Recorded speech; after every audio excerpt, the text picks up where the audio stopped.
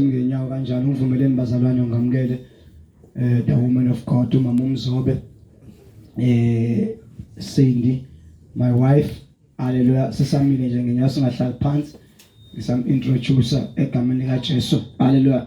One thing I love about my wife bazalwane ukuthi she respect me so much hallelujah. Whether ngisepulpit noma ngiphuma ngaphandle ungirespecta the same hallelujah. Akushintsha akukho la ishintsha khona. I usually used to say this at church noma ngiyayisho phakathi komphakathi nabantu bekhona bonke noma unkosikazi singaxabana kanjani ngoba emshadweni kuyenzeka ngixabane ningaboni ngesolini noma singaxabana kangakanani singadilo kangakanani kodwa bekufaka ngiphakela ngilethele ukudla igama lisho uthi baba anginikeze futhi anginika amanzi ngiwasha izandla anginike ukudla bese ngiyala ngeke uzubone wena ukuthi unkosikazi there is something ekhona between thina sobawu2 so uyangihlonipha bazalwane unginkosikazi ekhaya hallelujah hallelujah futhi ngiyamazi she's a woman of God she's been called by God to do the will of God kodwa nje angizange ngimjahise pulpit nkosikazi kuyaphaswa nokuhlala ubumfazi ngoba ubumfazi ukufa wazi khona ngisho izinto amaphutha akhona kodwa uyakwazi ukwabekezelela as a wife hallelujah ufazi ngase zingana ngizange ngiyithole if abantu abazi ngathi bazi ngathola ingane inqwaba before ngishada amen ngendlela nothando ngayo ufa enjani so she deserves alukuma phambi kwenu ngoba umla umuntu udla umoya wakhe uphinde udle nani udle nesu udla izwi udle nomoya walowo muntu hallelujah. So ngiyazi baningi abantu besifazane la ezokuphuma their real wives belalele nje yena ethi noma ngathi uJesu inkosi ayidlale phakathi makhuluma yena there is something I think I'm the happiest man on earth owathola the real wife angibazi abanye abantu abakhona mina ngikhulumela mina sadlanga ngoba mina ngiyamazi wami unkosikazi ngiyacela sishayele mama uMzobe izandla shayele mama uMzobe hawu shayele sikize shama khwela hayibo baba ngishayele ngishayele khwela hawu baba ngishayele sikize shayele khwela abanye abathumwele abanye celebrate as you are celebrating the gift that is upon their life. You are no longer celebrating them, but you are celebrating the God that has called them on such a time as this. I highly believe that God has raised Esther of this generation. Makatana Mashaya, Imashanda Mashaya, Imakatana Mashaya, Imashanda Yamahana, Yamahana, Yamahana.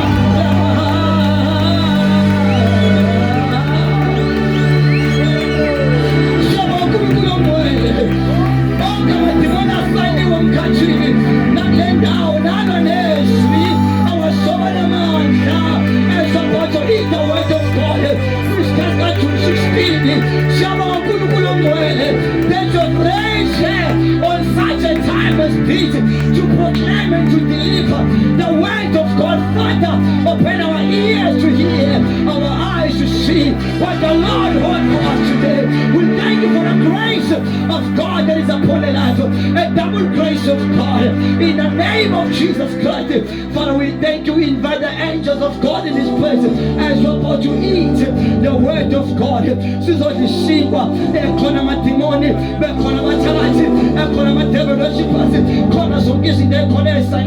But we are putting a silence in the name of Jesus Christ. Every power shall obey the word of God. In Jesus' name, we decree and we declare that it shall be well in Jesus' name.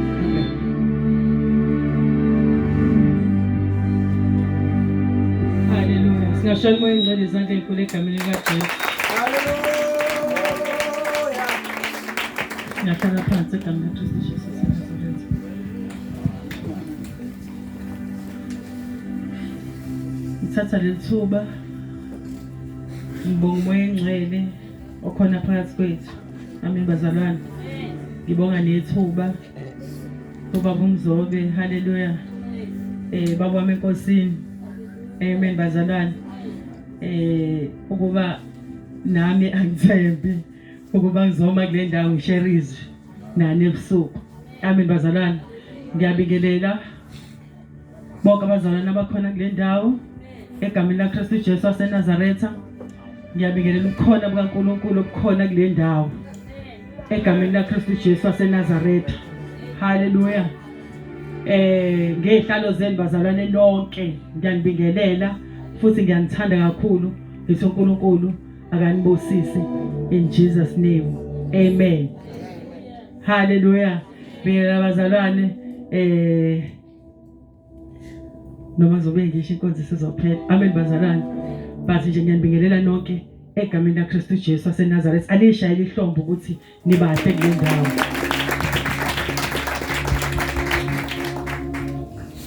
Okwenzeka abazalwane kule ndawo akukuncane. Hallelujah.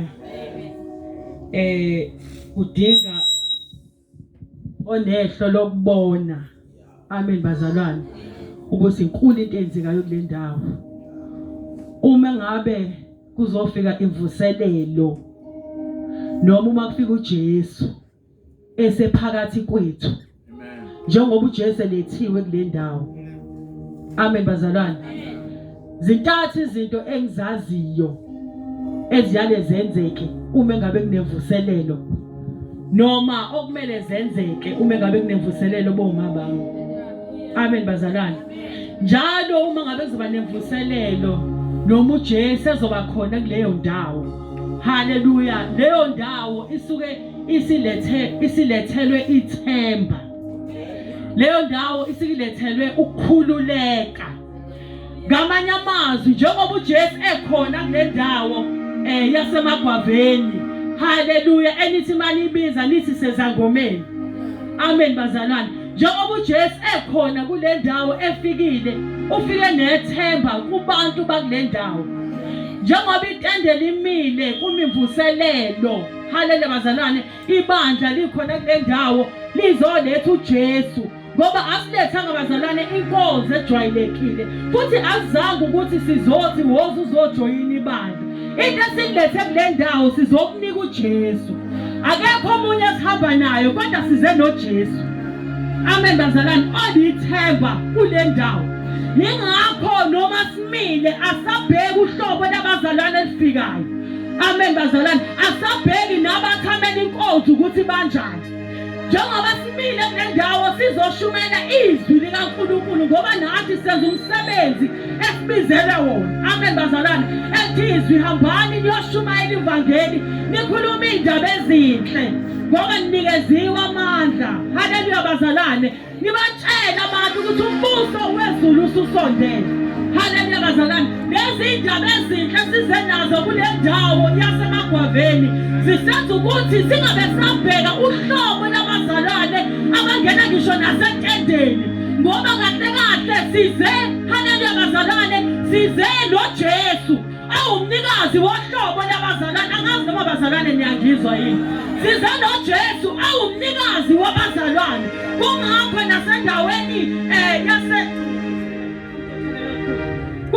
nasendaweni yaseMagwaveni bazalwane kule ndawo yasezangomeni asabheka uhlobo labantu abaphila kule ndawo. Asinendaba nabo. Asinendaba nokuthi le ndawo i-occupywe indaba nokuba le ndawo ngathiwe i-occupywe izangoma. Asinandaba bazalwane. Kodwa kunye asinendaba nakho ukuthi umnikazi wendawo usekhona futhi umnikazi wendawo esize naye. Ingakho singasabheka abantu uma sikule ndawo kodwa sizobheka uJesu engumnikazi wale ndawo. Yena Jesu esifike naye kule ndawo sizathi Jesu naba abantu bakho baseMagwaveni naba abantu bakho bethatha igama kwathiwa isezangomeni. Asinendaba nezangoma kodwa sinendaba nawe baba. Heal your people. Heal your people. Bilisa abantu bakho ngendawo. Amen bazalwane. Size noJesu futhi kule ndawo sibheka uJesu ukuthi huyo uJesu azokwenza umehluko kule ndawo ngoba masekufike yena endaweni. Uma sekufike yena endaweni kuba noshintsho. So leyo nto isenza ukuthi sithi woza unjalo noma ungathi zibomvu zinjani zinjengobende noma ungathi ziyakusinda zingakanani noma singathi unenkinga engakanani. Asinethanga lutho kodwa ngaphandle kwaJesu awumnikazi weyinkinga. Amen bazalwane. Sisendaweni yaseMagwaveni size nethemba. We have come with hope. Ukuthi kuye kunethemba bazalwane. Kuye kunokuphulukiswa. We have not come with anything ephathekayo. Kodwa size nomnikazi wempilo yakho. Sizothi noma ngathiwa ubusukude kangakanani naye. Kodwa nangu sekhona kule ndawo sondelana naye. Sizothi noma ngathiwa ubusuhluleka kangakanani. Kodwa nangu khona size naye sondelana naye. Size nethemba size nomnikazi wendawo. Ingakho sibheka kuye. Hallelujah. Anithi iBhayibheli encwadini yaseKroniki.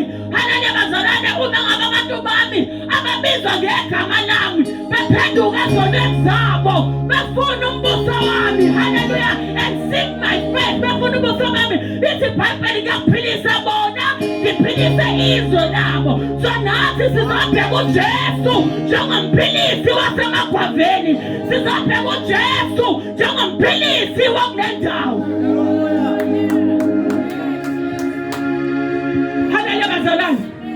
Size noJesu kule ndawo. uJesu esimazi, uJesu nathi ngelinye ilanga esamtholayo. Bengishara nezinceke izolo. Ngithi bazalwane ngiyawazi lama ground ngumuntu omusha. Ngiyawazi ama ground nami ngidlala ilady soccer khona la kuleli ground. Sidlaliswa umunye ubhuti okuthiwa ubhuti madala kudala. Amen bazalwane. Ngithi ngikhulela kuyona le ndawo mangamazi ufakazi ungazi ngisayingane. Sithutha amanzi sisuka la ubaba nobuzi phesheya nekatshatsha. So ngiyayazi lenda ilezi trade engikhule kuzo, ilezi trade engihambe kuzo, ilezi trade engihambe ngazani noJesu kuzo. Kodwa sizoma namhlanje sisendleleni sihambile kunendoda esitholile ngoba walana amadoda asiza ngangalutho kodwa kunendoda ayograph uJesu waseNazaretha asiza bonke abantu basiniswe bafinyelele kulezini iqiniso. Sizenethemba kule ndawo bekuthi noma ngathiwa ubusuhluleka kangakanani kodwa nangu uJesu. Noma ngathiwa impilo obusibhekiwe obuyiphila ibinzima kangakanani kodwa nangu uJesu esize naye. Haleluya bazalwane. Uma ufika ivuselele endaweni noma uma ufika uJesu endaweni enye into bazalwane eyenzekayo ukuthi uJesu kumele umbambe, uJesu umthinte ngoba kunamandla kumthinteni, kunamandla kumbambeni. Lithi iBhayibheli ngelanga kunowesifazane owayesenomopho for more than 12 years. Amen bazalwane. Lithi iBhayibheli esekwaze konke kodwa engaphulukiseki. Esehambe inyanga wahamba wonke umuntu kodwa usizo lwakhe lungatholakala. But lithi iBhayibheli bazalwane ngelinye ilanga esezwile ukuthi uJesu khona ngakuleyo ndawo. Noma wayebheka icondition yakhe ukuthi angikwazi ukufikelela phambi kwakhe naphambi kwabantu nakukhuluma naye ngenxa yesimo sami ngoba ngiyi-outcast. Ngamanye amazwi ngilahlele ngaphandle ngenxa yesimo engikuso. Wake waba sesimeni la nabantu abakubuka khona bangacabangeli ukuthi unga-associate nabo. Ube sesimeni se-rejection uzibona ukuthi la ulahlele ngaphandle. Ube sesimeni sokubona ukuthi ngisho nakuleli sonto akufanelekanga nokungena. Ube sesimeni sokubona ukuthi ngisho nalabefundisi akufanelekanga nokukhuluma nabo. Ube sesimeni sokubona ukuthi ngisho nalabomama akwazi ukusondelana nabo ngenxa yesimo engikuso. Lithi iBhayibheli lo wesifazane bazalwane. Haleluya. Ngenxa yesimo sakhe wabona ukuthi noma ngangakhuluma naye noma ungangaba mzalwane kwimoment yozobe kusizi lokho noma inkinga zakho noma whatever obhekene nazo kumfundisi. Haleluya bazalwane. But lithi iBhayibheli decide ukuthi uma at least ngibambe umphetho wengubo yakhe nangu uJesu khona kule ndawo. Kungenzeka ukuthi awutholi opportunity yokuba ne one on one yokukhuluma nomfundisi. Haleluya. Kodwa ngizothi kuwe zikhona indlela zokumthinta uJesu. Ngoba uJesu uyathinta. Zikhona indlela zokumthinta. Haleluya. Lithi iBhayibheli uma ngabe uJesu esethinta owesifazane noma isixuku sasimminyanisile bebaningi abahamba naye bemminyanisile bemthinta left right and center wonke khona umehluko awuzwayo ukuthi kukhona ohlukile okuthintileyo ngoba uthinta onjani uthinta owesifazane onepurpose onenkinga. Bazalwane uJesu uyathinta. I remember mama uMzobe nakuJesu ngaye ngamthinta ekandeni ngelinye ilanga. Haleluya bazalwane, ngamthinta ngiyisidakwa. Ngamthinta ngihlalile emuva ngiphuzela amarezi umfundisi eshumayela. Kodwa izwi ngilizwa kutsho khona ukuthi angikwazi ukuthi bazalwane izinto zami zingasuka le inkinga ingasuka kodwa ngayithola indlela yokuthi uma ngabe ngimthintile. Ngoba uJesu uyathinta. Kunamandla aphuma kuJesu uma ngabe umthinta. Mangadluli lemvuselelo impilo yakhe isafana nakuqala ikhona isolution yokuthi uJesu uyathintwa. Mama simthinta sigijima namaklabishi ekandeni kanti sithinta uJesu simthinta sigijima nemnikelo sithi ivangela lihambe kanti sithinta uJesu simthinta ngomthandazo simthinta nangezwi simthinta ngefasting uJesu uyathintwa. uJesu uyathintwa. Isimo sempilo yakho wena usuthandaze kwanele sedinga ukuthi umthinte. Muthinte, touch him. Touch him, mthinte. Sibona ukuthi ungamthinta ngani. I promise you impilo yakho angeke ifane nakuqala.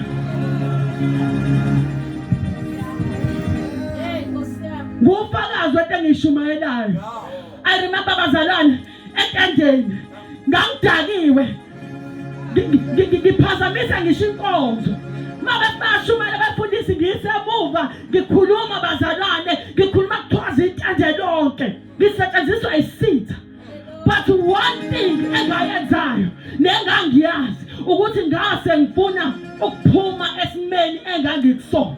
Uma ngabe ufuna ukuphuma kubiza ukuthi umthinte. Bheka nawe ukuthi uzomthinta kanjani. Bheka ukuthi uzomthinta kanjani.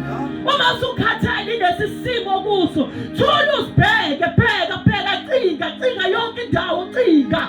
Ngoba uma uNkulunkulu asebenze nawe athatha istep, take a step of faith. Touch him. Uma ngabe imvuselelo ifika, isuke ifika nama miracles, ifika nogogo lemvuselelo ongeke uzuthole esontweni.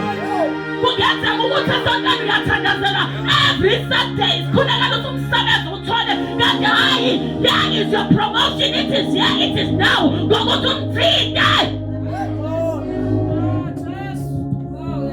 Nalo ugogo lemvuselelo mhlawumbe umsebenzi ubungawutholi for so long.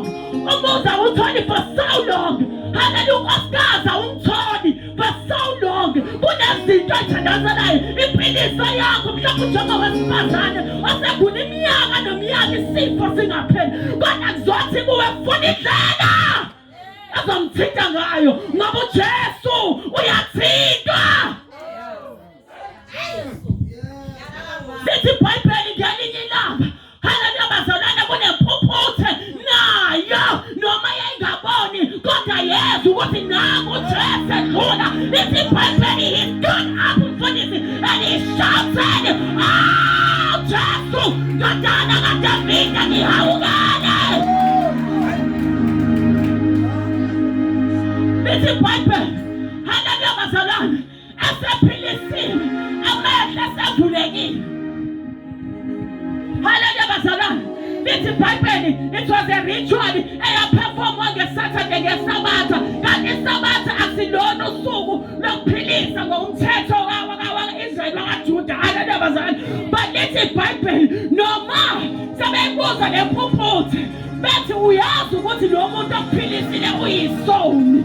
Uyazi ukuthi njengoba amehlo akho esevulekile lo muntu uyisoni bakithi iBhayibheli iphuphuza yaphendula yathi nokuba isoni angazi kodwa kunye ngikwaziyo ukuthi bengaboni kodwa namhlanje sengiyabona ngizosenjalo Magwaveni noma bengadispaise intente kodwa kunye sikwaziyo ukuthi uJesu akule ndawo uyawavula amehlo.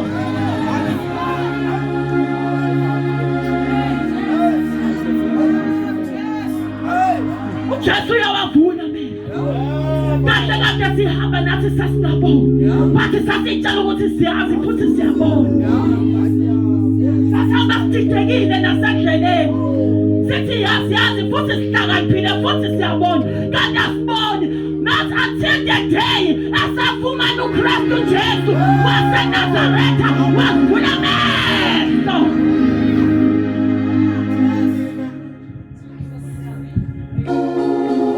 Umefika imvuselelo, umefika uJesu, ufika nethemba, ufika nokukhululwa kwabantu. Ngoba kule ndawo uzosikhulula kukho konke bekusibophile. Ingakho singasenendaba nezangoma kodwa sizobheka uNkulunkulu ongumnikazi wazo nazo ukuthi uyazikhulula ngendawo. Sizobheka uNkulunkulu ongumnikazi wendawo ukuthi uyazikhulula ngendawo. Sizobheka uNkulunkulu ezumnikazi wepoverty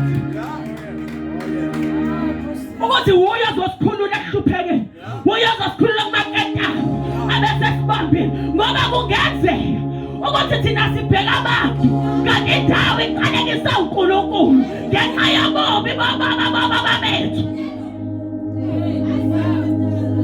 Ubona iy'ngane zendawo zenza izinto noma engasathandi, zidlidakamizwa engasathandi. Inkinga yikho ey'nganeni, inkinga isona esiwele endaweni.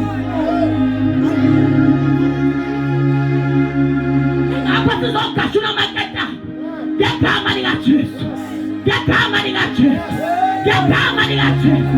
Sithi yonke imimoya abebabaphile nendawo ngenxa yesono iyagashuka manje ngegama likaJesu.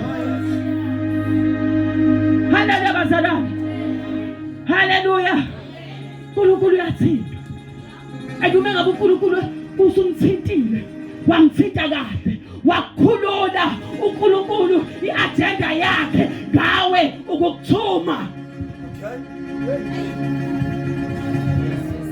Akakudalelanga ukuthi uze uzalwe uphile impilo yakho udle ufunde ebese kuyaphela ngawe uhambe kubaba no. uNkulunkulu uthe mawuzalwa wazalwa ngokwenyama waphinda futhi wazofuna ukuthi uzalwe kabusha. Uma usuzalwe kabusha ebese yakuthuma ngoba iagenda yakhe unewili ngawe yokuthi ube servant yakhe. Sibizela bazalwane ukusebenza umsebenzi kaNkulunkulu akukho okuningi kodwa umsebenzi kaNkulunkulu. Are you in the right position now? Are you doing the will of God now? Noma i-will of God ibanga ne-will yakho. Uma ibanga ne-will yakho ikwazi ukuthi ufuna ukukhonza kodwa futhi kungakhonzeki ngenxa yenyama yakho. Uyafuna ukuya enkonzweni, uyafuna ukusebenza umsebenzi kaNkulunkulu kodwa inyama yakho nayo iyakubikela. Ngizothi kuwe namhlanje isikhathi to rebuke your flesh. Phikisa umoya wakho uyadele umoya kaNkulunkulu nentando kaNkulunkulu upon your life.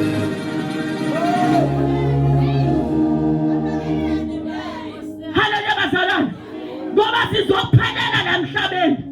There is life after death. There is life after death. There is life. Akekho bazalwane okumele aphelele emathuneni.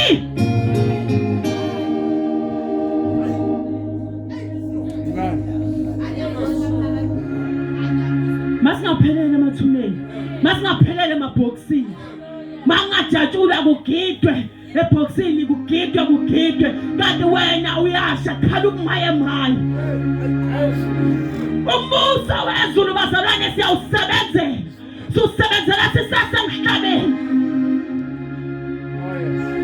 Uma ungenayo ibandla okhonza kulo, ungenayo umfundisi okhulumisa phezu kwempilo yakho, usenkingeni. Get yourself a church. Sikhona kule ndawo. Sizomemezela ukuthi uNkulunkulu usithambile, uNkulunkulu usithumile. Hallelujah. Impilo yakho mangabe nje kunama-altari akumemezayo, uyamemezeka, akumemeza uyasabela. Iba ne-altari likaNkulunkulu, which is the local church, elizothandaza phela impilo yakho, likuvikele, likukhuzele, likhuze abathakathi, likhuze izimpi, likhuze.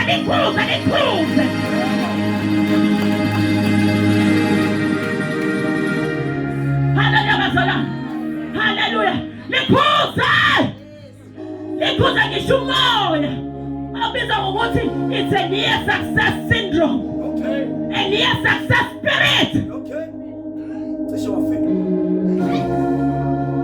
Hallelujah. Akuthi njalo uthi usuzophumelela kodwa kube khona ama-overtaker. Uzifakile iCV, usuzwile ukuthi kufuneka abantu abawu-20 kodwa wena thuba unamba 21 ungangeni.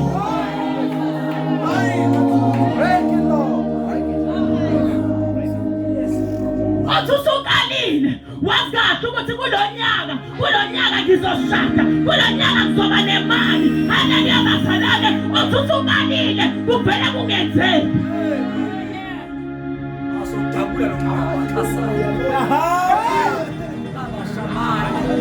Hallelujah bazalwane. Hallelujah. Uyazi nawe ufakazi wenhliziyo yakho ukuthi wena ngabe kade waphumelela, wena ngabe ukho la kufuze ngabe ukhona. Kodwa nawe wazi ukuthi kwenzeke. Awazi ukuthi kwenzenjani, kwenzeka kanjani. Wendanga yakho basemzini yabo, bahamba ngama-PM, bahamba ngemoto, bashadile, kwenzenjani. Umaya wangaphumelela. Uyakwenza kanjani? Ungenani i-altari ekhoza umoya phezu kwempilo yakho. Uyakwenza kanjani? Ungenayo umfundisi ongezokulala ngo-12 akukhulekele, akhuza umoya.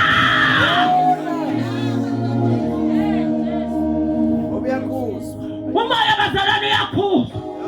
NoJesu esemkhumbini ezwa kuvungavunga umkhumbi, umoya uphemeza ngala. Haleluya. Bathuka nabafundi bakhala umaye, basibona befa. Bakhohlwa ukuthi hayi kulo mkhumbi abahambi bonke ukhona uJesu. Lithi iBhayibheli wakhuza umoya, ulwandle lwathula. Naphela kwempilo yakho udinga ubaba, udinga umfundisi, udinga umama, udinga indoda kaNkulunkulu azokhuza umoya athi wena moya phezu kwempilo yomntanani shalom.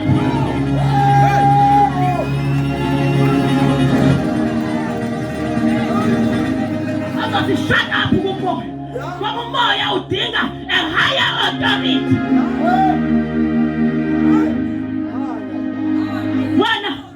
Wena ngabe kade waphumelela, you just need a higher authority.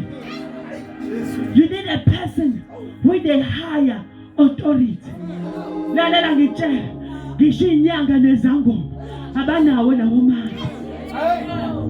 Kodwa lawo mandla atholakala kuNkulunkulu.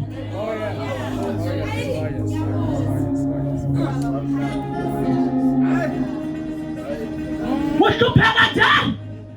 Ngizokutshela indaba ezinhle. Ubudinga a higher authority upon your life.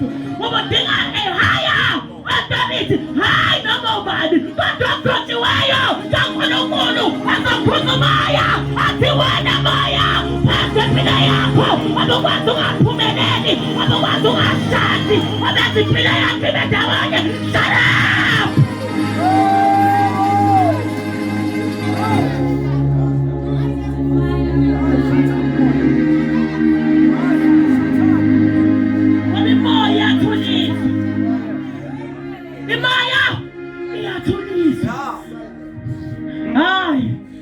ayicatshelwa imoya ayicatshelwa ayifakelwa ngisho intambo moya zazi intambo othumi bayazwana say WhatsApp group intambo nemoya ekhuzwayo say WhatsApp group bayazwana it is the very same sangoma of Gabayo. The very same sangoma of fucking Tambo. It's the very same sangoma of Tagatomunya food. Say what's up group. So that is a sangoma basic camp. So that is a sangoma basic fucking Tambo. Some fagawena. Uzi lo muni solo. Some fucking moya. Some nigga has to go to prepare. Who's gonna not do an effort? Who will prepare to go prepare? Moya. Let's go. We are sana. Moya. Lenyaga. We are sana.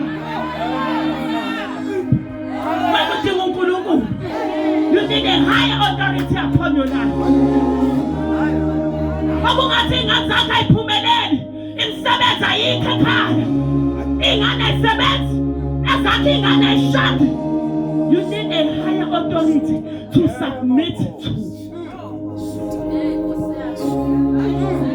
Yabo masuyidelile. Uthi ngiyazazi asingisebenzelanga. Ngiyazazi ayizange zangisebenzela mina bazalwane. Ngiyakhumbula ngisho uma wami esanda kushona ngangifike ngilale phekwethu ngikhale kodwa ngizange kwangisiza konke lokho kuthiwa enza amakho bonke impilo yakhe izoba right ngenze akuzange kwangisiza konke lokho ngidecorate ngifaka ama-decoration green yellow red akuzange kwangisiza konke lokho iy'ntambo ayizange zangisiza kodwa mhlawumbe uJesu mhlawumbe uJesu indoda emadodeni mhlawumbe uJesu iziphe lezinye mhlawumbe uJesu ubuya wayakhona ubuya khona ubuya sangakhona mhlawumbe uJesu uAlpha noOmega mhlawumbe uJesu.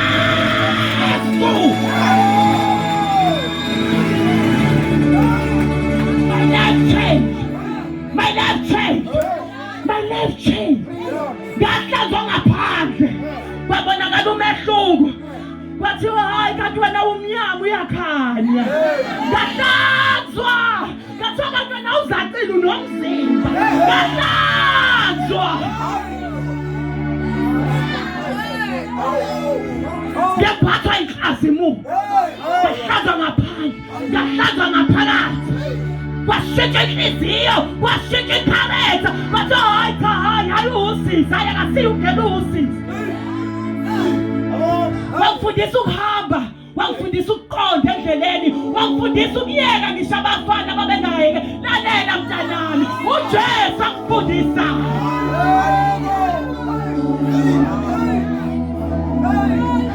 Wathona ukuthi njengoba bangabhoya kakuloboni useza wakuthonisa ingane after ingane inkinga yikho baba kabhoyi umoya akulandelayo ukuthi wena ungashadwa ungashade udinga ehaya. You need a higher authority upon your life. You need a higher authority. You need a man of God who will pray upon your life. Inkinga yakho namuhlanje singayenzeki. Hayi ungathandaza mntaka baba uzukhalisa ukuthuza egazi. Inkinga yikho wena. Inkinga ukuthi wena ubudinga ikhaya ozokhonza kulo. Ubudinga ubaba azoshumayela phambi empilo yakho. Ubudinga ehaya authority upon your life. Jesus. Baba Jesu. Ungumnikazi webandla. You need him. Udinga uJesu. Udinga umoya engcwele. Sithi sekhona kule ndawo. Ukhona kule mvuselelo. Izinto ebengenzeki. Nasi simangaliso umthinte. Ngamthinta nami mntaka mama. Mina ngamthinta ngomnikelo engangathenga ngawo irent. R20 ukuthi ngiyothenga iReds store futhi ngamtshela nomfundisi eqoqa umnikelo ngathi mfundisi R20 wami lo R20 wami wokugcina bengiyophuza ngawo la kodwa ngonika wena mfundisi thatha R20 asikhona ngoba uma kufika imvuselelo ifika nesimangaliso imvuselelo ifika nesimangaliso amfundisi ukuba kuyanganga behlezi sibeke imvuselelo inama miracles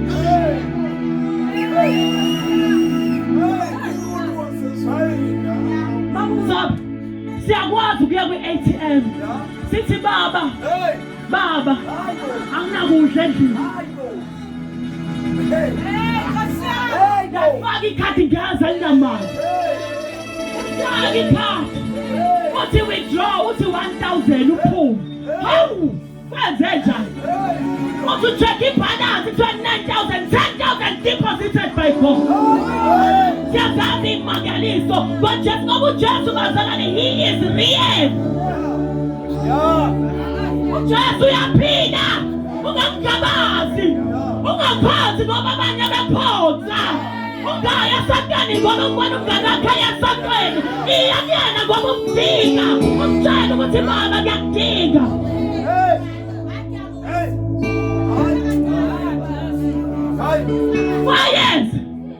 Four years ngingasebenzi 4 years ngingasebenzi ngawo kodwa ngihola nami every month uma uthi kuyacheckwa iphuma phi salary ku department akwazeki kodwa yena uthisha futhi uyafundisa futhi usesikoleni 4 years getting paid without a school ngiyamazi bazalwane uJesu uyaphila uyabona uJesu bazalwane ngaye sinakho konke